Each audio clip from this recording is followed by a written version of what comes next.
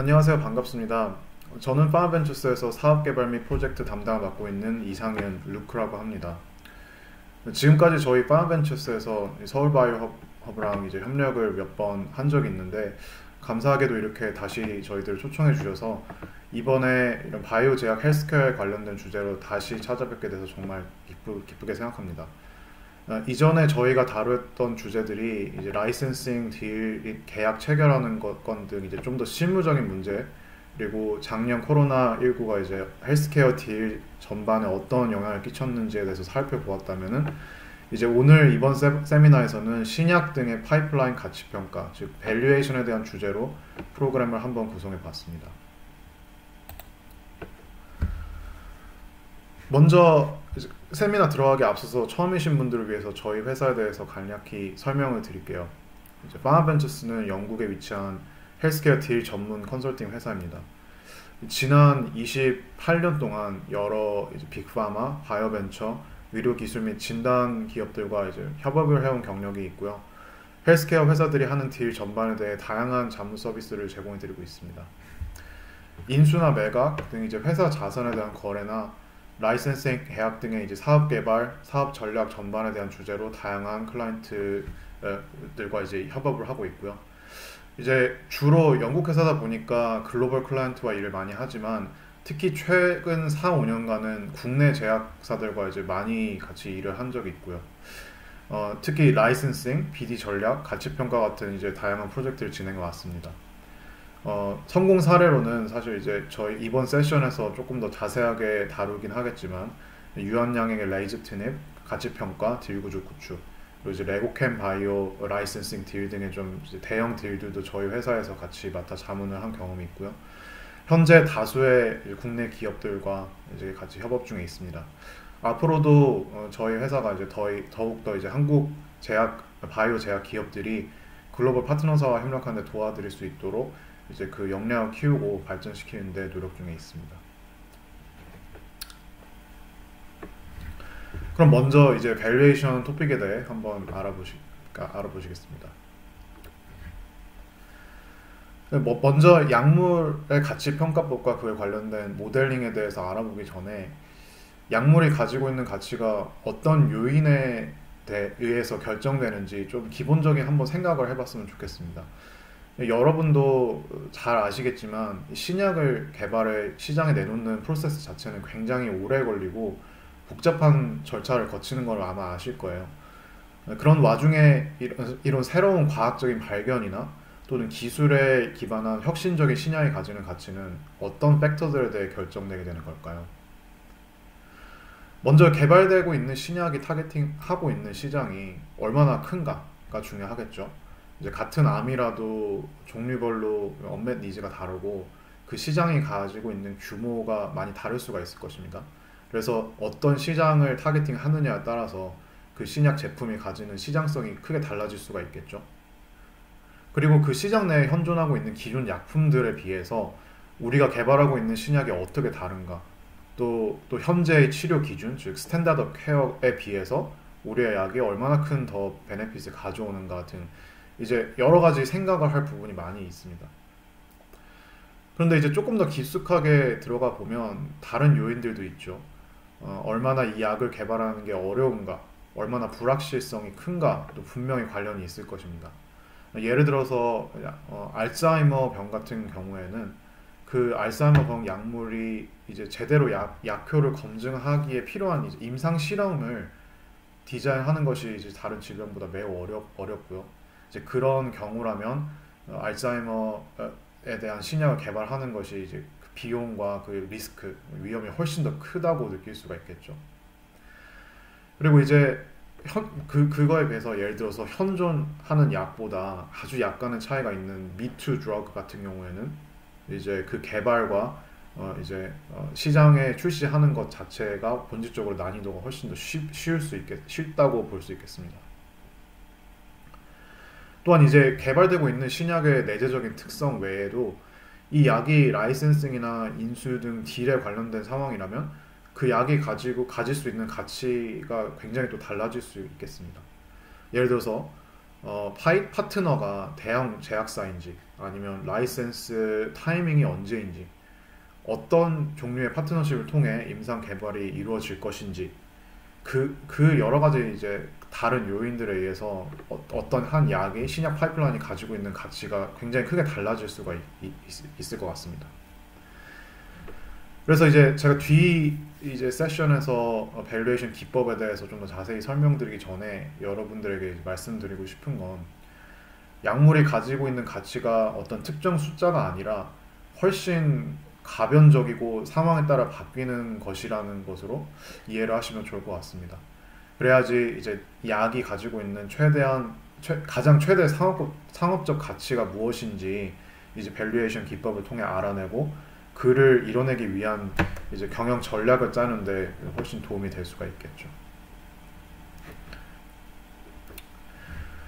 이제 그럼 첫 번째로 가장 많이 쓰이는 RMPB 기법에 대해서 한번 알아보겠습니다. 이제 들어보신 분들도 있으시라고 생각되지만 먼저 이 기법에 대해 직역을 하게 되면 위험 또는 확률을 조정한 순현재 가치라고 할 수 있겠는데요. 먼저 이 컨셉이 뭔지 그리고 가장 기본적인 개념부터 돌아보도록 하겠습니다.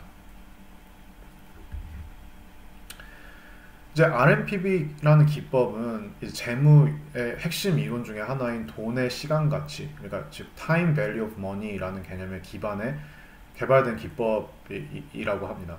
그래서 돈의 시간 가치라는 개념이 뭔지 확실하게 이해를 해야지 RMP 메소드가 어떻게 지금 밸류에이션에 이용이 되는지를 이해할 수가 있어요. 그래서 저희가 한번 쉬운 예로 먼저 살펴보았습니다.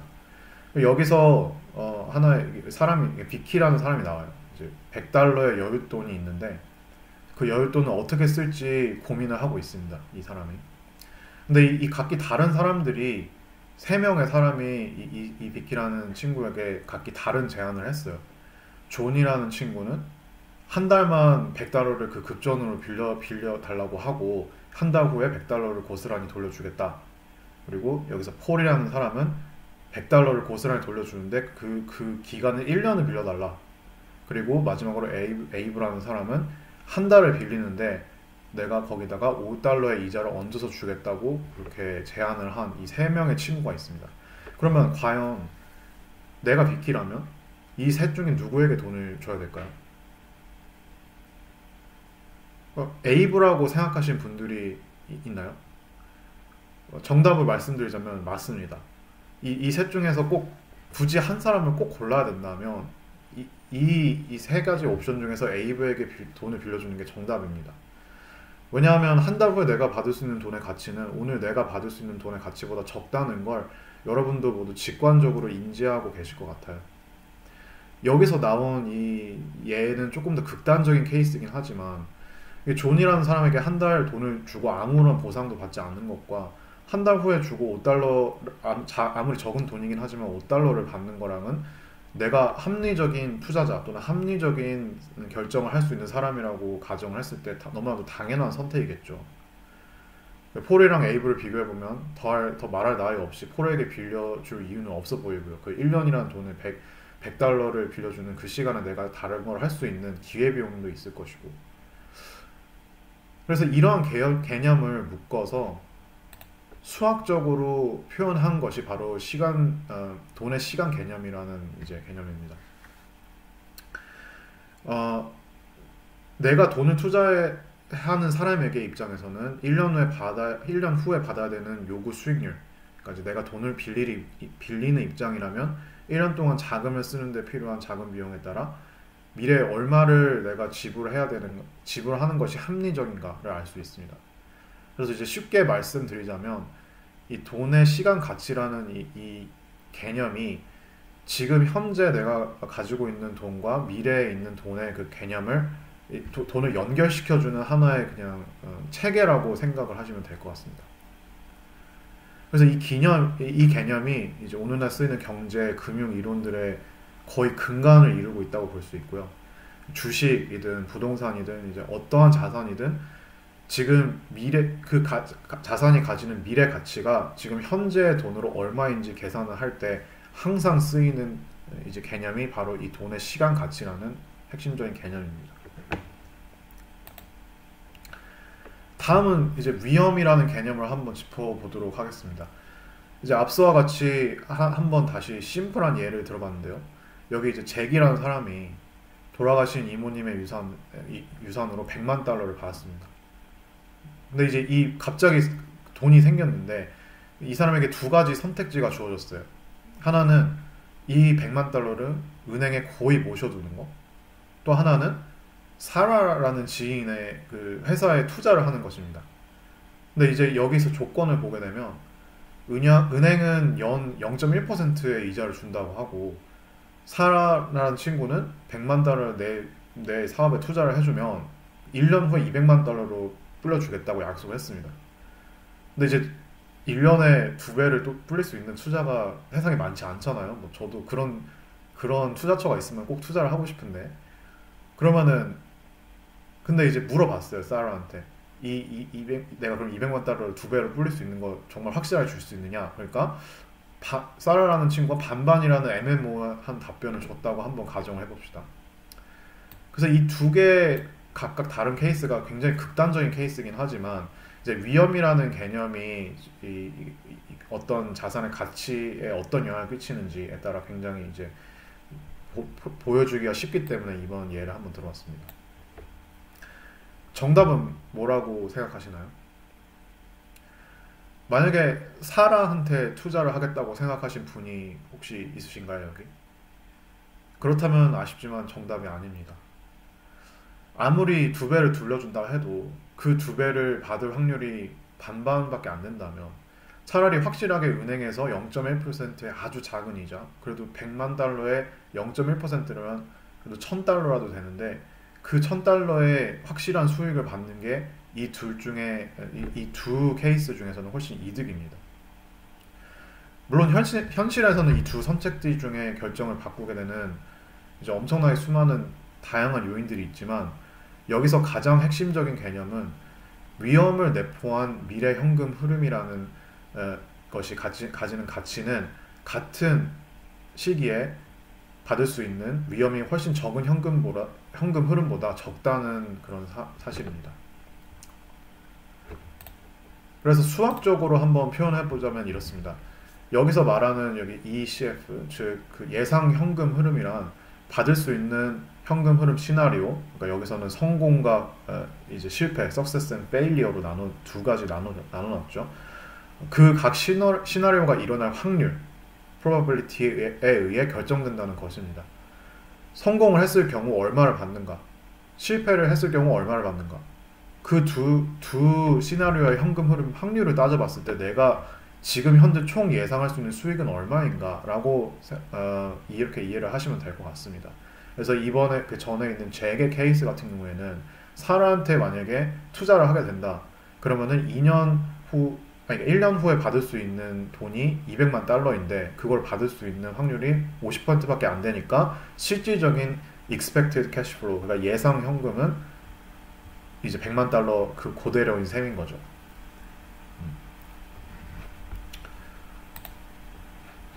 그럼 이제 이런 기초적인 예에서 이제 다시 돌아와서 신약의 가치 평가를 다시 얘기를 해보겠습니다. 여기 나와 있는 건 신약을 이제 개발하는 데 드는 비용 및 기대 수익을 이제 나타내 본 차트인데요. 이제 아마 많은 분들께서 이 차트가 눈에 굉장히 익숙하실 거라고 생각합니다. 거의 한 10년 동안은 연구 개발에 쓰이는 돈이 많기에 이제 여기서 나온 순 현금 흐름, 넷 캐시 플로우를 생각해 봤을 때는 네게티브한 숫자를 나타내겠죠.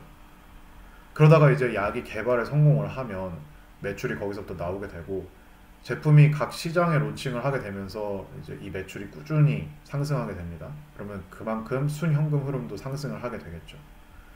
그러다가 이제 특허가 풀리게 되면 복제약이 나오게 되고 그럼 경쟁이 심화가 돼서 자연적으로 매출이 감소하는 이제 신약 제품의 라이프 사이클의 전형적인 모습이라고 보실 수 있겠습니다.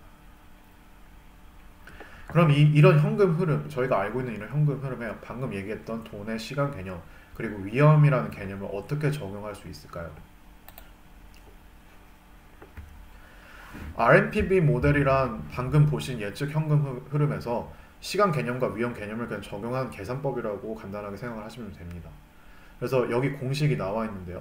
이제 어떤 분들은 공식을 보시는 게 훨씬 더 편하시겠지만 이제 조금 더 그림으로 설명하는 게 편하신 분들을 위해서 오른쪽에 보시는 이제 차트에 한번 바로 넘어가 보도록 하겠습니다. 이제 약이라고 생각하지 마시고 이제 어떤 자산이 있는데 그 자산에 7년 동안 보시는 바와 같이 위에서 차트에서 보실 수 있는 것 같이 각 현금을 창출한다고 이제 한번 가정을 해봅시다. 이제 각 연도에 나오는 현금 흐름이 각기 다른 색으로 표시되어 있어요. 그런데 이제 그러면 이 현금 흐름들이 총 현재 가지는 각 그 할인율을 이제 이 현금 흐름이 다 합쳐서 가지는 현재 가치는 각 현금 흐름을 어떤 특정한 할인율을 적용한 값의 합이라고 보시면 됩니다. 다시 말해서 이제 밑에 차트를 보시게 되면 이제 각기 다른 이제 그 색깔의 섹션이 있잖아요. 이것이 앞으로 미래에 창출될 수 있는 모든 현금 흐름을 어떤 할인율을 통해서 어느 정도 할인을 시킨 다음에 그것을 다 더한 값, 그것이 바로 RNPV, NPV, 순현재 가치라고 보실 수 있겠습니다. 여기서는 이제 방금 제가 말씀드린 위험이 적용이 되진 않았어요. 이제 위험에 적용을 하게 되면은 훨씬 다른 문제가 되기 때문에 이제 단순한 돈의 시간 개념만 적용을 한 이제 현재 가치 계산법이라고 보시면 될 것 같습니다. 그러면 이제 이것을 신약에 대입해서 한번 생각을 해보시면 어떤 신약이 앞으로 미래 창출할 모든 수익을 일정한 할인율을 적용해 모두 더한 값, 합한 값이 그 신약의 현재 가치라고 생각을 하실 수 있겠습니다. 그래서 여기서 이제 위험 개념을 더하게 되면 이제 그 현금 흐름이 이제 창출된다는 확률이 100%가 아니잖아요. 그렇기 때문에 그 위험을 이제 적용을 해서 얼만큼 지금 현재 이 약이 얼마나 가치를 가질 수 있는가 현금 흐름을 다 더했을 때 이것을 계산해주는 방법이 바로 RNPV 메소드라고 보시면 되겠습니다. 그러면 이제 신약이 가지는 미래 현금 흐름, 그럼 이것을 어떻게 산출하게 될까요?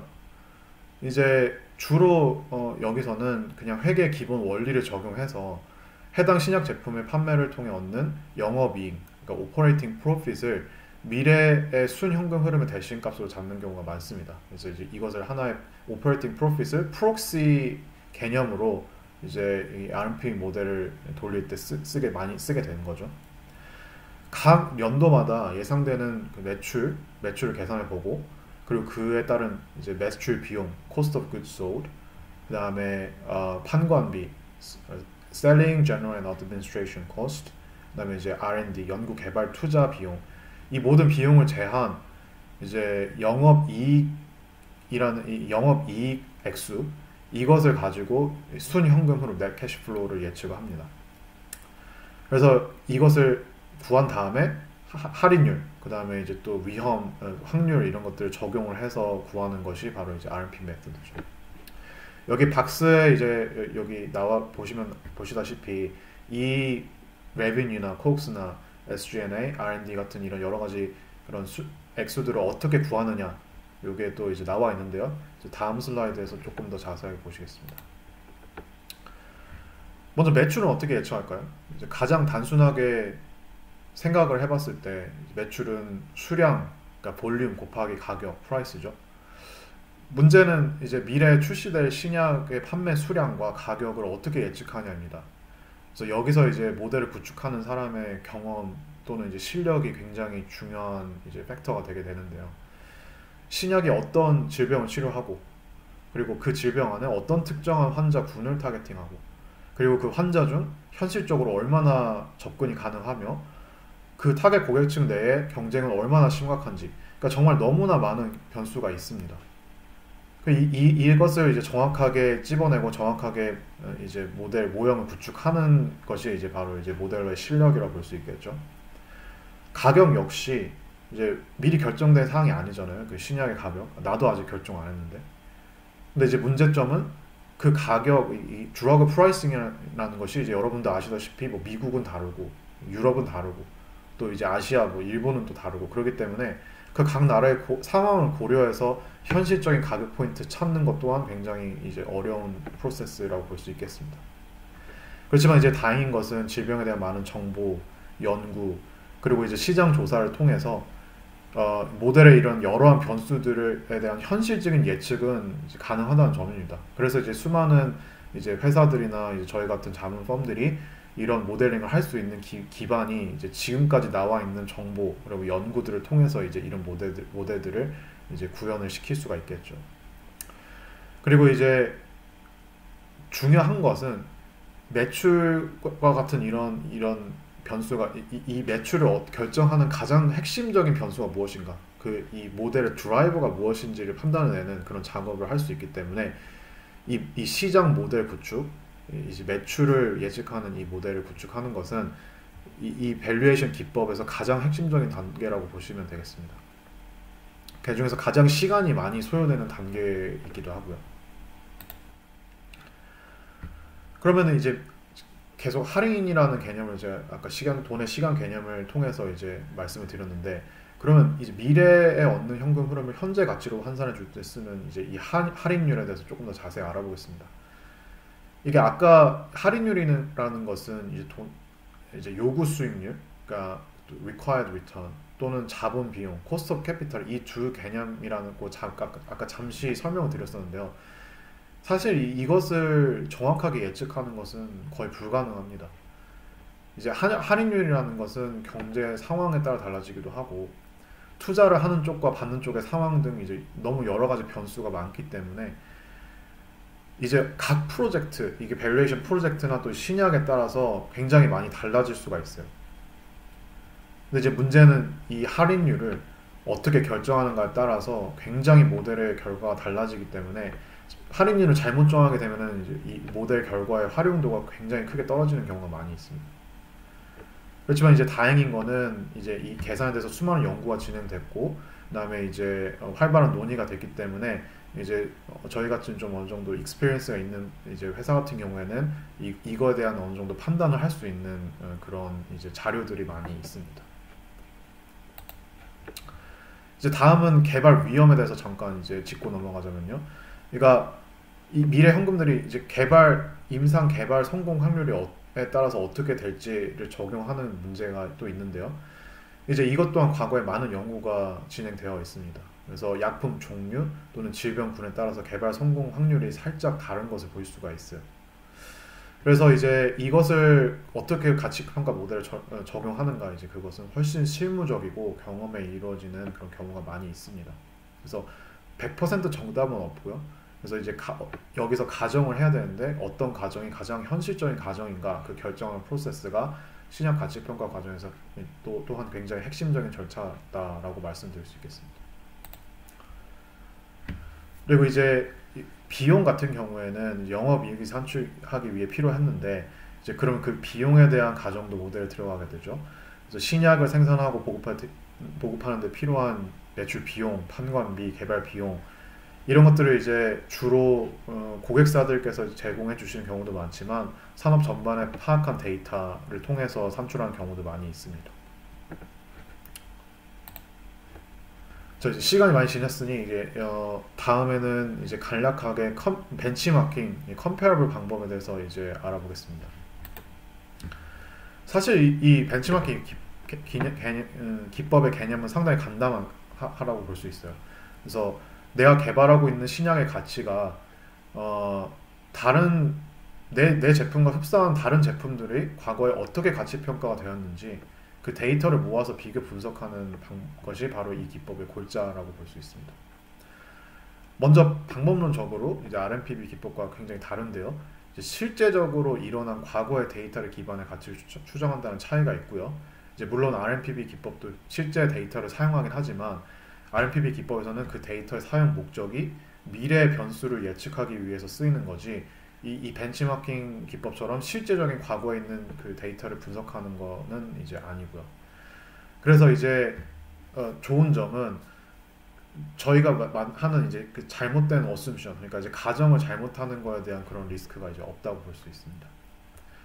그리고 이제 실제적으로 이미 일어난 거래를 보는 것이기 때문에 그 약물이 가질 수 있는 그 시장에 대한 좀 더 근접한 분석이 가능하고요.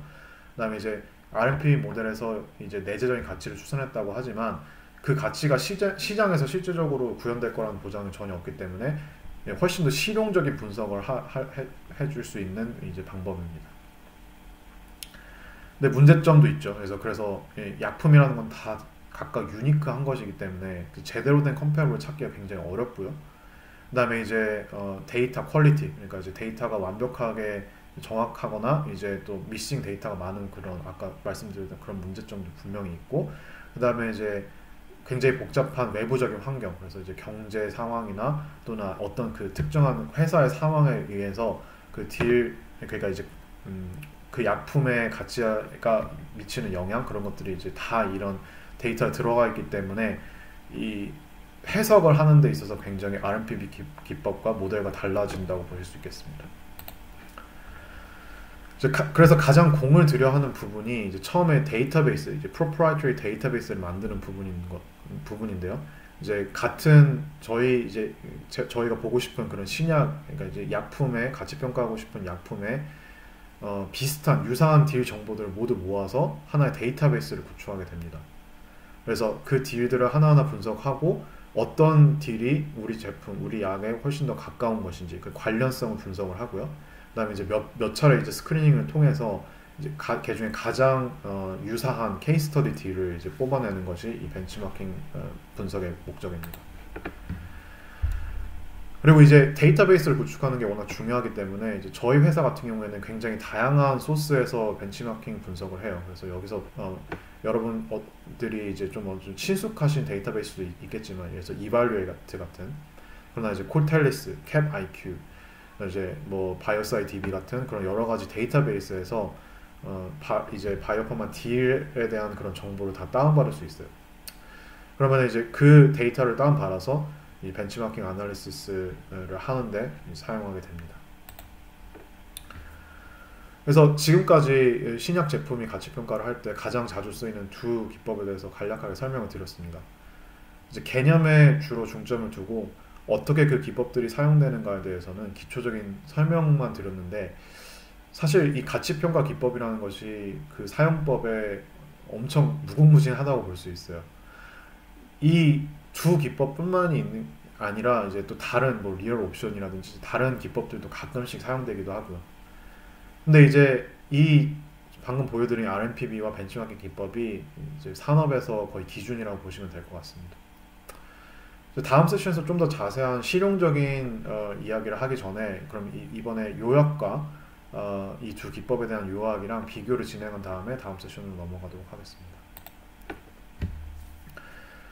RNPV와 벤치마킹 기법은 보시다시피 그 포커스나 방식이 완전히 다르죠. 이제 RNPV는 미래 예측에 중점을, 그 다음에 벤치마킹은 과거 데이터 분석에 중점을 둡니다. 그리고 RNPV는 여러 정보와 가정에 의해서 어떻게 약품의 내재 가치가 영향을 받는지 보는 이론적인 도구였었지만, 벤치마킹은 시장에 관측된 실제적인 가치를 추산하는 데 그 목적을 뒀습니다.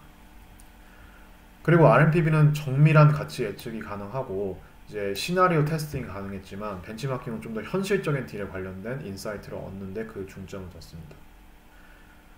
그리고 이제 단점으로는 이제 RNPV 모델은 인풋, 그러니까 뭐 가정이나 데이터를 어떻게 잡느냐에 따라서 굉장히 결과가 많이 달라졌지만, 벤치마킹 또한 이제 올바른 유사 딜 또는 이제 약품 선정하는데 실질적인 어려움이 있다고 제가 말씀드렸습니다. 저희 회사에서 밸류에이션 프로젝트를 진행하게 되면 거의 예외 없이 이 두 기법을 함께 적용하게 됩니다. 그래서 어떤 기법이 더 우수하냐, 더 유용하냐 이런 질문은 사실 의미가 없어요. 어차피 둘 다 모형이고 기존에 있는 데이터를 바탕으로 분석을 가능하게 하는 도구인데 그 두 기법을 같이 썼을 때 정말 그 진가가 발휘하게 되죠. 그리고 모델을 만들고 돌리는 이 행위 자체가 이미 있는 것이 아니라 이제 모델 결과가 어떻게 나왔는지 이해하고, 그리고 그 결과를 통해서 어떤 경영적인 판단을 내리는 것이 이 모델 존재 이유이기 때문에 어떻게 결과를 해석하고 어떻게 이해하고 이런 이 모델을 활용하는 것에 대한 경험이 훨씬 중요하다고 생각합니다. 그래서 마지막 슬라이드로 이제 아까 전에 모든 모델은 틀렸다. 그렇지만 개중에 유용한 것도 있다라는 말씀을 제가 드렸는데 그렇다면 가치평가 모델을 유용하게 잘 쓰기 위해서는 어떤 게 우선돼야 될까요? 먼저 이제 RMPB에서는 시장 모델, 그러니까 즉 매출 예측을 얼마나 잘하느냐가 관건입니다. 그래서 이거는 질병 자체 그리고 그 신약의 메커니즘을 얼마나 잘 이해하고 그것을 잘 모델로 표현하는가. 그래서 경험이 굉장히 중요한 요인이고요. 그리고 이제 둘째로 얼마나 현실적인 가정을 하느냐. 리서치를 통해 모델의 불확실한 부분을 얼마나 잘 메꿔주느냐. 그것도 이제 그 모델을 하는 경험, 모델을 만드는 그 사람의 경험에 달렸습니다. 그리고 마지막으로 모델이 어떻게 구성되어 있는가, 어떤 요인이 가치에 가장 큰 영향을 끼치는지 그 모델에 대한 통찰, 이해력, 그것 또한 굉장히 중요한 문제죠. 벤치마킹 같은 경우에는 얼마나 다양한 소스에 접근이 가능한가, 얼마나 잘 유사 딜과 약물을 발견할 수 있느냐, 그리고 그 딜이 가지고 있는 굉장히 디테일한 구조, 텀, 이것이 어떻게 신약 가치에 영향을 끼치느냐, 이런 이해도 또한 성공적인 가치평가 모델링을 하는 데 있는 요인이라고 볼 수 있겠습니다. 자, 그럼 이제 여기서 첫째 세션을 한번 마무리 짓도록 하겠습니다. 그래서 몇 가지 질문이 있으실 수도 있겠는데요. 이제 저희 디렉터 이제 에이비언께서 이미 다 그 질문이 있으실 부분을 그래도 어느 정도 답변을 해주실 수 있을 거라 제가 생각하고요. 그래서 이제 조금 더 다음 시간에는 저희 경험상 밸류에이션 할 때 하는 실질적인 문제들, 그래서 그 문제들을 어떻게 다룰 수 있는가에 대한 조금 더 자세한 이야기를 해보도록 하겠습니다. 청취해 주셔서 감사하고요. 다음 시간에 뵙겠습니다.